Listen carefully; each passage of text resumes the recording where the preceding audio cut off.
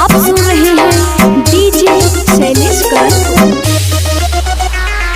रानी बना के रखना तू, रानी के सपना दिखा के भोला बना के जानी हो राजा जी माई के। पहले से जल्दी चूल्हा चौकी मारो बाई बात, नदिया किनार में थी पानी भरो बाई बात। कबो ना बिया बाबा चैती आहो राजा, मने न सिंदूरा की कवैती आहो राजा। कबो ना बिया बाबा चैती। डीजे शैलेश करण फुलवरी। साड़ी दिहल पापा जी के, गाड़ी दिहल पापा जी के, जौना पर तुमी तू ऐस करला, कबहू खर्च नहीं कैस करला।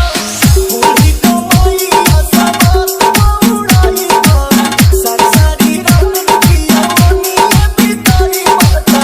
अपन भोजन न बसी आईती आहो राजा, मने न सिंदूरा की कवैती आहो राजा। कबो ना बिया बाबा चैती। डीजे शैलेश करण नारायण। जे पंखा टीवी संग पहिला सुनर बीबी तबो कहे न किया कदर करला, हर घड़ी हमसे कदर करला। जननी न कौन किया अंदा न सताई बात, लेकर से कौन खाती हम न रोई बात। प्रिंस ले अपना दवाई आहो राजा, मने न सिंदूरा की कवैती आहो राजा।